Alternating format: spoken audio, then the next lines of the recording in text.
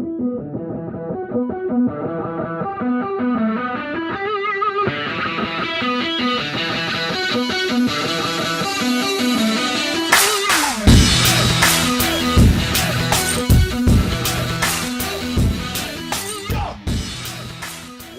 is up, ladies and gentlemen? What's up, it's your boys from the ShockTheWorld podcast. It's your boy Harrell, Eason, straight from the gym, exhausted, looking sloppy as hell, and my compatriot comrade here in the studio with me. Old man, rodeo man, trying to hydrate before I have to work another shift on Friday, so I don't want to hear shit from you about being tired. Why don't you go stand on the rodeo grounds for about 6-7 hours and say, welcome, thank you, have a good time, thank you very much, I'm paying to volunteer, have a great night, sir. So yeah, that is why rodeo volunteering in that respect is nothing I really have at the top of my list. Hey, it's for the kids. It's for the kids. Do it for the children's. Yep. It's for the children's. Yep. But man, I mean, the last couple of weeks, so we left you guys off, I guess, 4 games ago in basketball, and it has been, pretty good since. I mean, things are looking up for the Cougs. We've got baseball that's started up. We're doing our separate episodes for that, but I mean, everything is looking awesome for UH basketball. Kind of like we predicted, we went 1-3 out of the last couple games, and flip that, homie. Flip that. 3-1. Yeah, 3-1. Sorry. If we'd have gone 1-3, the title of this episode would be much different. Oh, definitely. I was thinking about it in the right, I guess the way that we played the games. My dyslexia is horrendous. You're accurate. But yeah, I mean, let's just go ahead and dive in. Obviously, we've got a lot of things to talk about once we finish up these games. But last we left you guys, we were talking about the Houston versus Memphis game. Yeah, so we played Memphis on February 22nd. What? A week ago, 2 weeks ago, right before kickoff, or I think it was not a kickoff, something like that. I had a bad feeling about this game for some reason. We always just Memphis just does not ever work out in our favor. And sure enough, it reared its ugly head. We ended up catching an L, 85-91. Never really seemed to control. We were leading at halftime. But Memphis surged back and scored 54 points in the second half, and ultimately. I think it was a gut shot. We finally got ranked. We thought we were high on the hog, and we just got shown real quick, fast, and in a hurry why road wins are not guaranteed wins. 100% agree. I think folks need to remember that Memphis is still Memphis, despite them having a down year. But we also didn't play well. In the first half, we shot relatively well, 58%. But there was a lot of dumb three-pointers. We ended up making 7, but 14, in my opinion, was a little too much for me. Overall, this should, this was kind of the Rob Gray coming back into Rob Gray form debut. So, I mean, he ended up having 2 rebounds, 30 points, which was incredible. Something that we haven't seen from him since the beginning of the season. And, rough games from Devin Davis, rough games from Breon Brady, kind of been a trend over the last couple of games. But overall, Armani Brooks and Corey Davis kept us in the game. First half did well, second half looked awful. And that's where the 4 of 15 from three-pointer came in. We were just going in and shooting completely terrible shot selection. And in my opinion, was kind of on Sampson. And there's some things that I would have done. Devin Davis actually had gotten into foul trouble very quick in the first half, and they basically left him out the entire first half. I would have put him in and just let him foul out. But, it is what it is. And overall, we were able to move on from this one and swing back pretty well in the next game on the 25th back at TSU. Yeah, so we get back to some home cooking. Really took ECU out like a punching bag. Oh my gosh. Final score 109-58. Halftime score, I want to say it was like 62-13. It was ridiculous. It was not pretty. And you know, we had 4 guys in double digits with Corey Davis Jr. Leading the way with 16. I'm sorry. Yeah. Rob leading with 19. And I'm not even just kidding. Armani had 21. Then Rob. Then Corey. This was going to be a pounding from the very beginning. Yep. It was just a matter of how we were going to respond after getting slapped in the mouth the week before at Memphis. So. Yeah, I 100% agree. And honestly, we're lucky that we were able to put the beat down as hard as we were, because that's what kept us in the rankings. Mm-hmm. Basically, they saw, an off game up on the road against Memphis, and then we come back home again, get yet another home win, and just played balls out. I mean, they had B.J. Tyson and Isaac Fleming, as we predicted, playing pretty well, but it was really just the guys on our side shooting well. I mean, Devin Davis, 8 points. Corey Davis, 16 points. Rob, 19. You've got everybody on the team that basically had minutes had 8 points or up, which keeps me very, very happy. Everybody got playing time. Gabe Grant had 12 points. Yeah. We haven't heard his name at all year. Yeah. And he's definitely a developing guy that we'll hopefully see a lot more next year. Definitely as some stuff moves around with Devin Davis's position.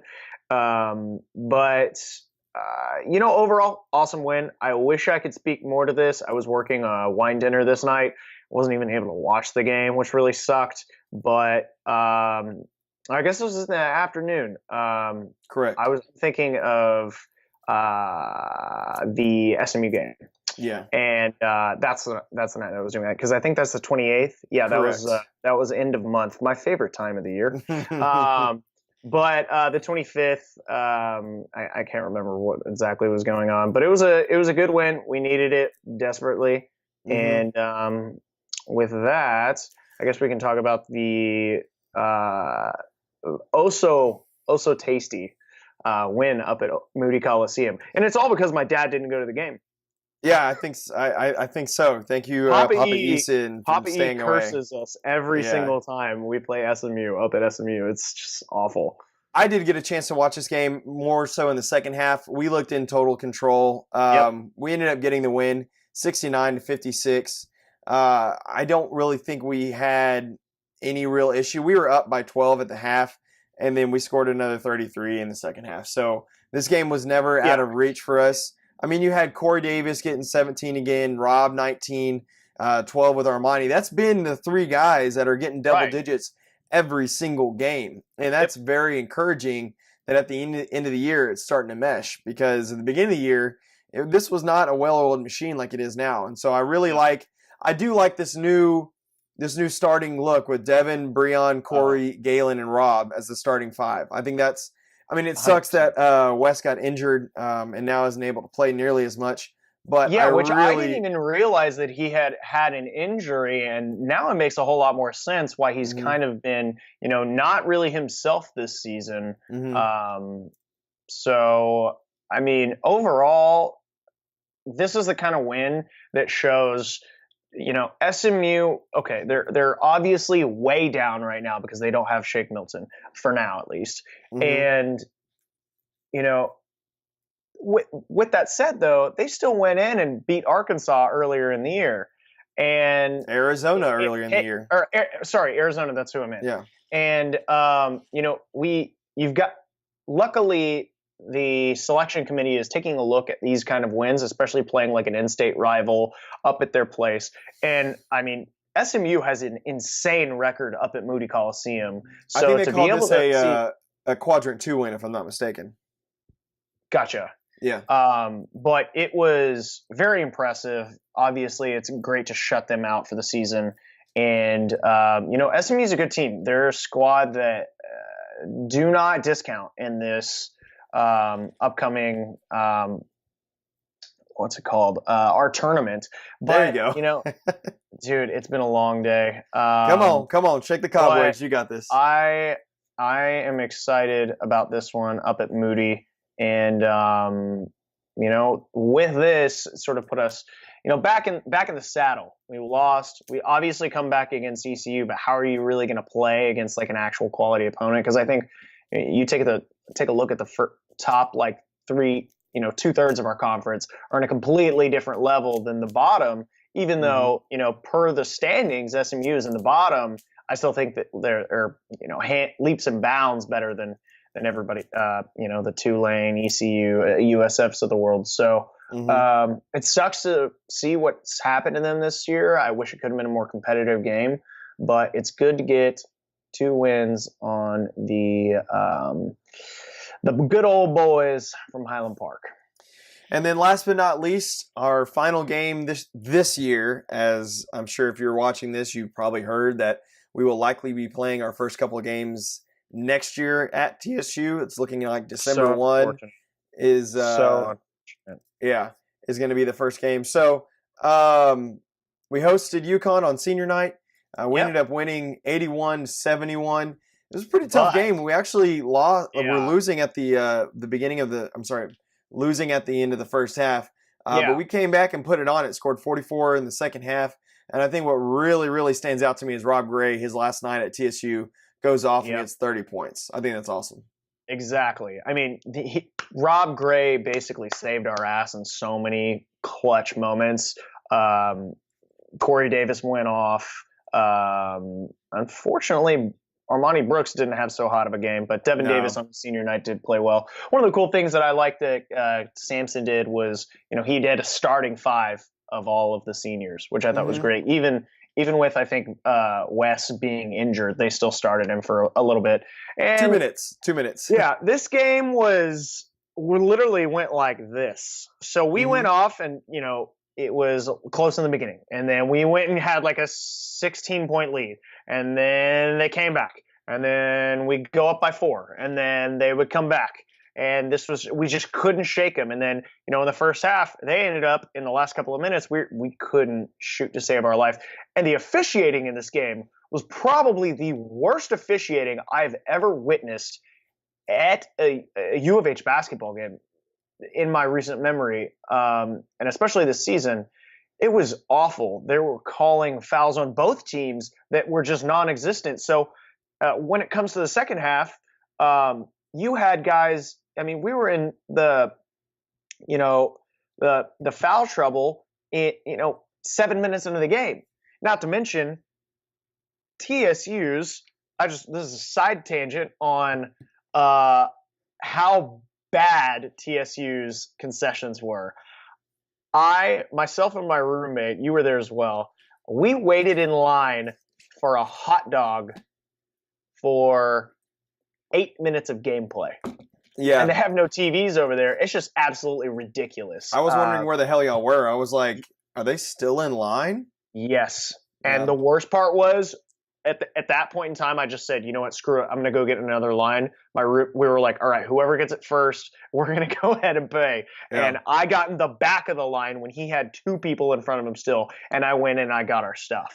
They're not exactly a well-oiled machine behind the concessions over there, that's for sure. Not at all. It honestly seems more like a party, but that is why I'm so not looking forward to our first couple of games being played at TSU. It should only be 3. That's the good news. It should only be 3. Yeah, it should. And typically those first 3 games are kind of like, But we'll see how all the boy Sampson does at scheduling this next year, especially since we have all of these games going to be most of them being played in the Fertitta Center. Overall, though, in the second half, honestly, we were fighting really hard in I'd say, the first chunk of the second half. And then with about 5 minutes to go, it just went from free throw to free throw to free throw to free throw. And they had, I think, guys miss 4 times in a row, at least one shot. One guy missed both. And we're going to the free throw line as well. Rob Gray actually had some issues. I think missed a free throw 3 times in a row. And yeah, he was like 1 for 5 at some point. Yeah, and it was not good. And at that point, I was just like, dude, if we're going to have to be fighting them at the free throw line, this is not going to be a good sign for us. Notoriously, in the past, we've been not very good, but it actually played in our favor, and we were able to capitalize off of that, make a couple of steals, and then obviously we end up winning by 10. Impressive win by the Cougs. UConn should never be doubted. One of the things that I think we're going to have to look about, obviously this UConn team is completely down, but they only have one senior on their team. And this is a squad that I'm going to be very interested in seeing how they do next year. And with or without Coach Ali, I don't know. I don't know that he's going to be going, but this soon, if they have the same sort of trouble next year, you probably can bet your ass that that's going to happen. I think they're ready to can his ass immediately. Truth be told. Yeah, no. I mean, they have one senior. It's a bunch of underclassmen. So, all right. In my opinion, I think he's getting a year left. And if they see the same sort of thing and they're not in the top 4 of the conference, it's bad news bears. Or if at least they don't look like they're completely improved, right? The way that it is right now, the top 3 of our conference are very stout. And so it's going to be very, they're going to have to appear much more like a Big East, like middle of the pack team compared to the way that they do this year, which is kind of just okay. If they're going to be able to compete. And, or at least I don't know what their recruiting class looks like for this next year, but them and SMU basically need to get their shit together. And Memphis. Yeah, Memphis, definitely. I think Memphis and UConn are probably more on that trajectory, but it's times are strange. It's 2018. Sky is falling.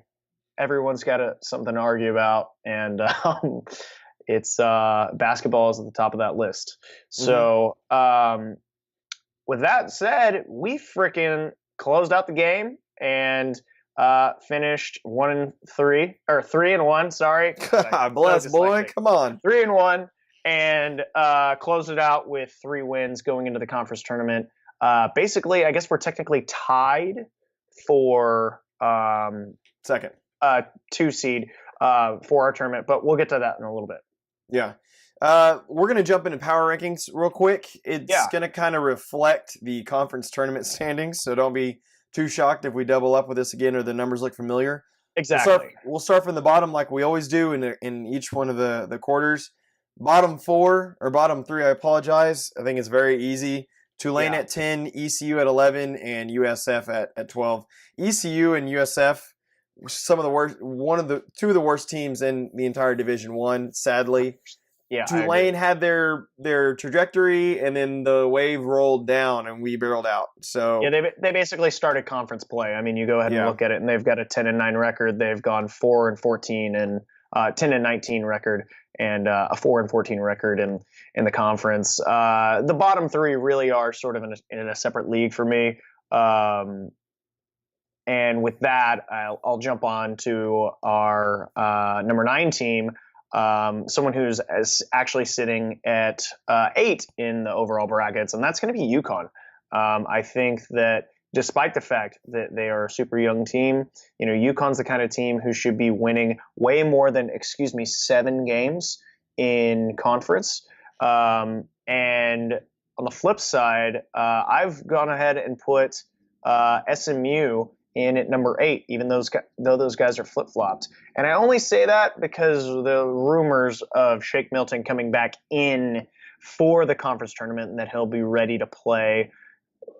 How much that's going to matter, I don't know. Obviously, when they had him, they were hot and they were in the top, 4 of the conference, at some point leading at one point in time. So with that, it's kind of, I put all those guys down at the bottom in their own league, and then the next group of 4 kind of is a much tighter, more even keeled group of folks. Yeah, like you just said, number 4 is going to be Tulsa. 5, Memphis. We've got UCF at 6 and 7, Temple, any one of those four, I could see beating any one of each other any given day of the week. Truth be told, I think it's like you said, it's the next quadrant of players who are able to take that step above, but not take that next step to where they're in the top 3, top 4. Obviously outside of Tulsa being 4. So these are dangerous teams that you cannot disrespect and just think they're an automatic W come conference tournament time this week. Yeah, Temple to me, you can go ahead and bet your ass that Temple's going to be about right here or above finishing out the season every single year in conference. They are able to get pretty decent recruiting class, and they had rough streaks, but have also, for instance, they're on a two-loss streak. None of these teams are righteously consistent. Tulsa is a team that we always forget about and is able to come in 4th with 12 wins in conference against this squad. Now, personally, I think that the American, for in its entirety, is a little weak this year. But still, I mean, that's really impressive for Tulsa. Memphis being on a very bad year, able to stay in the top 5, I think that's pretty good for them. They, in my opinion, I think appear to be a little bit more whole team than Tulsa is, especially based on, the fact they were able to beat us. But overall, especially going into the tournament coming up, basically tomorrow? I mean, that would be tomorrow. Today when you guys are probably listening. It is. Don't be shocked if any of these teams beat one another, and don't be shocked if one of them upsets one of the top 3, because it could very well happen. UCF, I think, is the only team that probably couldn't happen with. And really the only reason that they're sitting in the 9th spot is because of their wins early on in the season, and they've kind of drug on since then, not looked like themselves, obviously riddled with injuries. So then I guess our top 3, what you got? Yeah, so the top 3 is kind of exactly similar to how the conference shook out. Cincinnati at 1, Wichita State at 2, and U of H at 3. My kind of final thoughts, I think this, for the near term, I think this is going to shake out. Outside of Tulsa being in the 4th spot and UCF being in the 6th spot, I think you'll see SMU and UConn come back up and fight their way back on any given year. So you'll have Cincinnati, Wichita, us, Memphis, SMU, and UConn. That's a pretty stout top half of the conference almost, truth be told. And that makes me nervous but excited because I know we're going to be playing good basketball. And I know Sampson's done such a good job with the recruiting that we're going to be just fine going forward. I think he's finally got the players that he wants, where he wants, and now it's just going to take having the Fertitta center back and then his schedule, and that's it. We're there. Yeah, we are done. Exactly. I agree. I mean, jumping a little bit ahead, but Sampson doesn't get Coach of the Year for nothing. And we don't go undefeated 15-0 at TCU, quote unquote home, basically. So the reason why I think, if you go ahead and take a look at the rankings, or the standings, we're technically above Wichita State, even though they got the 2 seed. Wichita State's a great team, but I think this is, in future years, the way that it'll actually end up pairing out. If you look at the standings with Cincinnati, us, and then Wichita State, I just think in the future, we're going to be able to out-recruit with the facilities that we have. And, we should be able to. This is a team that 4 years ago was nothing. We had half a team. There's a great post-press conference after the UConn game that you guys should all check out on the UH Cougar Athletics page about, Sampson talking about basically the last 4 years and how they really helped to get the team to where they are today. And it's really cool. I mean, he said that this is his favorite job ever. So I hope that continues to be that way. And obviously going into the Fertitta Center next year, we're going to rock and roll. And it's just really exciting, man. And who knows how it's going to pan out. But I can definitely see, the UCF and Tulsas of the world starting to go back a little bit, trending down, while SMU, UConn, and Memphis continue to trend up and sort of like battle with each other. And in many years, Memphis and UConn could be back to normal and be at the top of the conference, which would be great for the conference. So because of them being brand names. So Cincinnati is, in my opinion, the only folks that are going to be extremely hard to, take off that top spot unless they're just, really having a down year. So I got you. Well, with that being said, let's put a bow on the regular season with the conference awards. I think it was a no-brainer that Rob Gray was going to get first team All AAC. Armani Brooks, hats off to the kid, sixth man of the year, and I think it's well-deserved. As you saw, the last 4 games, he came off the bench and had double digits in 3 out of the 4. So that's exactly why he got that position. Fabian White, all-rookie team. That kid is going to be – he's so raw right now. Yep. But he has the ceiling for him is so high, it's not even funny. So in 2 years, we may see this kid really take off. And then last but not least, that got announced yesterday, if you're listening today. Kelvin Sampson, AAC Coach of the Year. I think what he was able to do with this squad and knocking off both Cincinnati and Wichita State at least once, well deserved. The only thing I don't like about the conference awards, no Corey Davis Jr., no Devin Davis. I mean, maybe not so much Devin Davis, but to me, Corey Davis Jr. not even getting an honorable mention was, especially with his 3-pointer streak going on right now. That was a little bothersome to me. I 100% agree with you. In my opinion, Corey Davis Jr. is the most electric player in the entire conference. The most electrifying man in all of American Athletic Conference. More than even Rob Gray, and I think he'll have a higher ceiling next year in a lot of ways. He's definitely a true guard where I think Rob Gray can do a lot more. But the level of pace and excitement that Davis can put down is pretty incredible. On Armani, I mean, this is freaking amazing. He's been, one of my favorites since he came on as a freshman last year.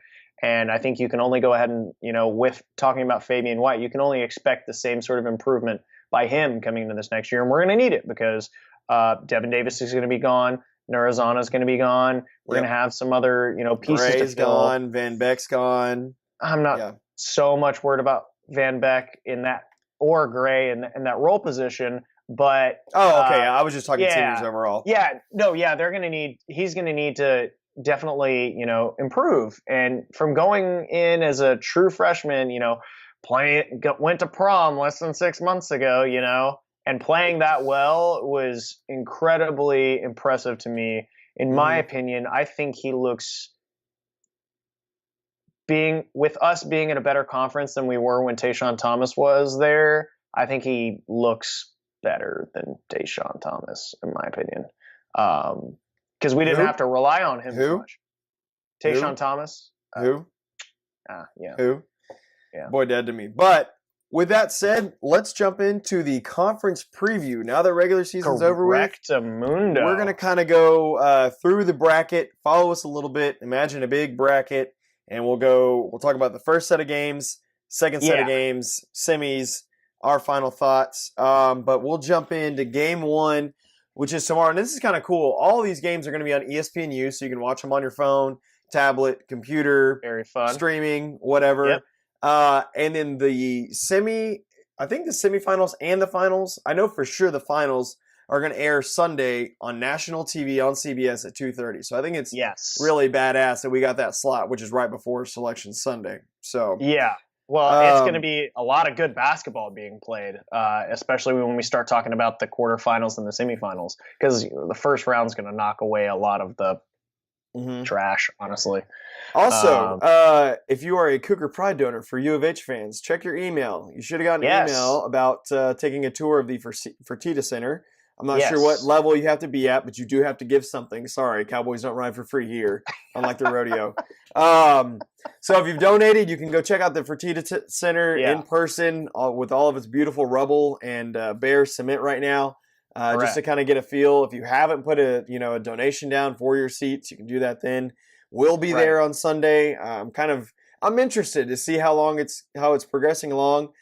I guess being a month behind, it's not even a month behind. Allegedly, December date was always the date. So, if you look at December 2nd, allegedly, if you look at December 2nd, we played Arkansas. So as long as we open up with someone big, I don't care who we play beforehand. I don't care about playing UNO or UT Rio Grande Valley or those guys beforehand. But side tangent. Oh, yeah. So with that, we will go ahead and start rolling down the list. So luckily, obviously, being the number 3 seed, gets to sit in the basically gets a bye and starts in the quarterfinals. But with that being said, we will start with game 1. So that's going to be our friends from UConn, who we just beat up, and then SMU playing at noon on Thursday. So today. This is going to be a very interesting game, and one of the ones that obviously I think they're about at even playing field at the moment right now. But 2 great brands overall at this moment. I'm going to go ahead and pick UConn unless Milton ends up playing, and if Milton's able to play at all, I think that they'll be able to pick this one up over UConn. They'll be back in true form. As much as I want to lean SMU, even with Milton, I'm hesitant because Milton hasn't been there for how long? Sure. And UConn, to me, seemed that like they're playing with a purpose and a lot more physical this past Sunday. They have to win to get in, period. So they have to steal an at-large bid from someone. Thankfully, they won't be stealing it from us. They'll be stealing it from some, A10 school or something like that. So truthfully, I like UConn in this matchup, honestly, in my opinion. And with that said, the winner of this game has to go and immediately the next day play Cincinnati, the overall number 1 seed. So which to me, good luck on that. Honestly, if I'm Cincinnati, I am pissed. Yeah. I am so pissed because I personally think that Tulsa should have gotten this bracket. And they should have gotten Tulsa's bracket. Because game 2 is going to be number 5 seed Memphis versus 12 seed USF. The winner plays Tulsa. That's their little pod. Correct. So, if I'm Cincinnati, I'm pissed that I have to play these guys in the second round. And you're like, wait, Tulsa, you could possibly be playing a 12 seed in the second round? Yeah, it's kind of shitty. Yeah, exactly. And it's, this game's going to be on at 2, so right after. So we're looking at, for timing, noon to 7 and then 9 p.m. Memphis and USF, I don't think this is not one of those games I see going any way that it should. Memphis will win this game. There's no way. I mean, if USF pulls this out of their ass, I will be eating crow. But hats off to you, boys. Yeah, good thing. And they're probably not going to be able to against Tulsa. And honestly, I commend Tulsa for being able to get a first round bye. That's freaking awesome. Last time they've been this good would have to be like, middle of the Conference USA years, like around 07, 08, 09, something like that. Yeah, they had a year or two in there when they were riding up in the top 5. They honestly always kind of were in Conference USA, but they're playing good ball right now. And I guess for that we've got I guess we'll fill out this top half of the bracket and see what we think will happen until we get to the finals. So with that being said, with UConn and Cincy, I don't think that there's a chance that Cincinnati is going to be able to, UConn as our pick will be able to beat Cincinnati. Cincinnati is just that good. But then again, like we just mentioned, UConn's playing great ball right now. Cincinnati, if they were on, if they were not rocking as well as they are right now, this would be questionable. And then on the other side, you've got Tulsa versus probably Memphis. Yeah. And this is a much more interesting matchup. Tulsa and Memphis, I think is one of those kind of games that could easily go into overtime. With that said, I kind of have a weird feeling that Memphis is going to win this one. And then Memphis versus Cincinnati in the semis.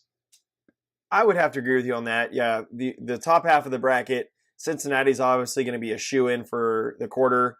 Sure. Versus Memphis, who's going to beat Tulsa. So it'll be Memphis and Cincy in the semis. Yeah. I would almost lean that it's going to be Cincinnati winning the top half of the bracket. That's just yeah. And I mean, if you go, the chances in them going down and beating USF down are pretty dang high. So once you go in and go and beat a team down like that, especially in a tournament like this, you've got good vibes. I couldn't tell you if Tulsa has to sit out. They won't have played a game since this last week, and they're going to be coming in cold. So it'll be interesting. Once we get to the semis, though, let's say it's Memphis and Cincinnati. This is a game that I could see getting a little squirrely, but Memphis beat the crap. Cincinnati beat the crap out of Memphis earlier in the season, and I think, as we should all expect, Cincinnati is going to be going to the championship game. Yeah. So to the bottom half of the bracket, a yeah, little bit of backtrack. Game 3 tomorrow, or today if you're listening, will be 7 seed Temple versus 10 seed Tulane. Winner of that will play Wichita State. I think it's very simple. Correct. I think Temple wins easily against Tulane. Tulane was a nice story for a little bit and got beat up real bad. They were 4-14 in conference. So in my opinion, Temple will be playing Wichita State. And as far as I know, Wichita State's not exactly bad and Temple's not exactly good. So I would have to lean that Wichita State is a shoe-in for the quarterfinals. Or semifinals, should I say. Semifinals, yeah. 100% there with you. If Temple plays awesome ball, great. They're on a two-loss streak right now, and Tulane is hot garbage. So it's not like they're exactly getting super quality play that they're going to have to be playing up against. So I think Wichita State is definitely going to take this one and then get them to the semis. Then after that, we have the UCF ECU game, which is the preliminary, or I guess the first round, at which the winner goes on to play. When personally, I think we actually ended up getting the best seed of all of the first round buys. UCF, we have clobbered twice now, and same with ECU. So if barring something crazy, honestly, I think the UCF ECU game is up in the air because I don't really believe in UCF at all, especially without Taco Fall. I don't believe. Yeah, but ECU is so bad. I'm sorry, they're one of the worst teams in the nation. So I think UCF wins this game easily. I think as long as we respect UCF, we win this game easily. And then it's U of H versus Wichita State in the semis. Again. The rematch, the third time's a charm. Hopefully we can make this happen. This is where Cincinnati actually ends up looking like they are, that first game is sort of paying off because then they're going to have to play Tulsa. Tulsa's and they've already done stuff where they don't have to play Tulsa until possibly the final, barring some sort of catastrophe, right? This is going to be tough, man. Honestly, I think we can get it done. Wichita State has been playing great ball. We have too, but recently, with the last, especially with the loss that they just took to Cincinnati, the last 2 or 3 games that they've had, it was either that loss or the games were all within 10, I believe. I looked this up earlier, but I won't. Yeah, they lost. They just lost to Cincinnati by 2 with 2 seconds left. Right, and those games went back and forth. They split that series, so we all technically split the series. And if Cincinnati didn't have more wins, that could be some sort of weird 3-way tie, which would have sucked, but kind of cool. I don't know. What do you got? How about readers? You can check us on Twitter. And I'll tell you how I feel after we play UCF. That will determine how we play against Wichita State. If we don't respect UCF, there is no way in hell we get up enough to beat Wichita State. If we respect UCF, we go out and lay the smackdown down, pencil us in for the championship game versus Cincinnati. And it just depends on how bad they want it. Are they going to rest on their laurels, or are they going to say, let's get the auto bid. Let's not live on the at-large life. Let's get the auto bid. So I'm curious right now to see, we have right now we have basically the 3 teams who are pretty much shoo-ins for auto bids. So one of these other guys is going to have to win it all if the American's going to have a 4th spot. I'm right there with you, man. Luckily, right now, I think we're playing our best basketball in the last 3 games. I think that the Memphis game was a slip up, and I don't think we're going to let this happen. I don't think Samson is going to let that happen. I think we take it away. Tell you what, we will beat Wichita State if Gray gets over 20 points, Corey Davis is over 16 points. If Armani gets 12 and Devin gets 12, I think we can beat Wichita State with that. Yeah. I'd say if those statistics come in, that's going to look like that. I'm not sure that Rob's going to hit over 20, but I think he'll be close. Rob Gray is like watching that game. I saw those guys playing with so much heart, and if Rob Gray is back on fire and Corey Davis is playing the same level of ball he has been, I'm not worried about it. That'll put us to the championship. The question is, I just don't know if we can beat Cincinnati. Yeah, and I don't know about that either. I will leave up to the fates. I'm just not sure about that. And we could all be wrong, and UConn or Memphis could come and run roll everybody. You never really know. So you mean run roll or Rick roll? Because I'm pretty sure you wanted to just say Rick roll. I'm almost positive you wanted to say not Rick roll, but never gonna give you up, never gonna let you down. One of my favorite songs of all time, and the best for trolling people.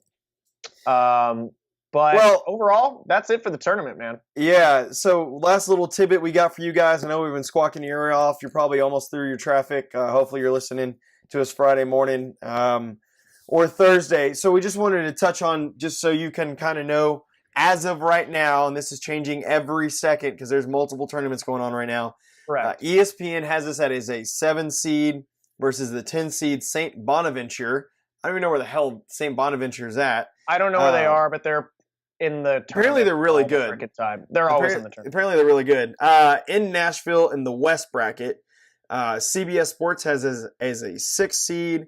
Still don't have the 11th seed figured out. I've seen A&M. I've seen UT, OU. In Dallas in the South bracket, which would be I really don't want that to happen. I mean, it would be nice to go up there, but I would almost, if we go into the tournament and like take an L in the first round, I would much rather it be in Nashville where I'm not sitting there crying with. At least we'll just be at a bar watching it, right? Right. Yeah. Right. Real-time RPI has this as a 7 seed versus Loyola Chicago, which apparently is another team like St. Bonaventure, always in the tournament, very good. In Pittsburgh in the South bracket, those are like the 3 we use. There's you can go on SB Nation, you can go on Rivals, everyone and their mother, but those are like ESPN, CBS Sports, and Kim Palmer about the 3 that you want to stick with. Again, it's a crapshoot. It's kind of like bowl games. We didn't know we were going to end up until we landed in the freaking Vegas Bowl. So weird. Don't be surprised. But us, Wichita State's slotted as a 4 seed and Cincinnati as a 2 seed. So a lot of respect to the American. I mean, all top 8 seeds, all expected to win. I mean, if you're in the 16 in each bracket and you're 8 or below, you are expected to win. Yeah. And if you ask me, I don't want to go ahead and throw too much stuff out there. We will be talking to you guys again after the conference tournament is done, and we will give you a bracketology preview. With that said, we're probably going to go ahead and set up a bracketology thing again, like we did last year. Same with the bowl games. And yet to set up a prize, but keep your eyes peeled on the Facebook group, Instagram, Twitter, and all that stuff. I've got some U of H memorabilia I can give away. What do I got in my here? I think I got a U of H sticker. What do you have in your eBay stash? You can win. Here, I'll give this out. You can win a nice little old school like 1990s U of H sticker. That is pretty rad. That is a pretty rad I don't know if gift. I want to give this away, but something like this. something like that. How about that? But you can't have my ticket holder from the 2014 season. You cannot have this. Sorry. You can have a crown. You can have a Crown Royal on it. Look, it lights up and everything from last year. Okay, rodeo boy, slow your roll. Slow your roll. This is not a Crown Royal podcast. Yeah, we're not officially sponsored. We do not support Crown Royal and their brand. I consume them, but we do not support them as a brand. Man, with that said, I don't have anything else. My quick final thoughts. I want to see us at least get one win in the conference tournament. I think we can probably get 2, maybe a third. You never know. But I'm very happy, like I mentioned off air, that we are back in the conversation of the NCAA tournament, and we are for sure in, and it is a good feeling, and we're not fighting for our lives. Yeah, man. I just want to say, we called it, or at least I called it. Game 1. You did. I said, we're going to finish in the top 3. And everyone was like, we're going to be at TSU. It's going to be such a down year. Nobody's going to go. Half the games nobody went. But the last 5 or 7 home games were pretty lit. Especially for the I called us to be down in the dumpsters after game 2. I said, that's it. Stick and fork us. We're done. After Drexel, I was like, no way. No. And like I mentioned, I think this season is really the season to usher us back into the good old days of Phi Slamma Jamma. In fact, I said that if we win a national title, I will get a tattoo somewhere. I do not believe that. Your mother and father would kill you. Well, they don't have to know about it. Oh, okay. You know what I'm saying. All right. But that is a bet. And, I'm just incredibly proud with the way that we played during regular season. Extremely excited about what's to come, being a pretty much shoe-in as an at-large bid for the tournament at this point, and would love to see us win conference, man. Like, when was the last time we won conference in basketball? It's been 2010. Since 2000. Was that 10? Yeah, I guess spring 10. Mm-hmm. That's a long time, and we definitely have been in the top 5 for most of those years, and somehow we figure out some dumb way to go ahead and choke in the first or second round, and then you've got somebody that we beat the crap out of twice during the regular season that goes and ends up winning the damn thing, or the obvious winner. So I hope we play well. I hope we play with our head on our shoulders and not up our ass. And let's go get that conference tournament championship, and let's go to the NCAAs and kick some ass. So with that said, I guess we'll probably jump back around with you guys near Selection Sunday. Tim, you got anything else? Nope. Got nothing at all. Cool. Well, guys, remember, if you are listening on the podcast app, go ahead and give us a 5-star review. That's the only thing. I've just decided there's no 1-star reviews you can give anymore. You have to give 5 stars. Otherwise, why are you even really listening? And then be sure to check us out on the YouTubes, and like and subscribe if you're already watching on here. And with that being said, I guess that's it. And we will catch you guys after the tournament is over. Go Cougs. Go Cougs. Row, row, row. We're out.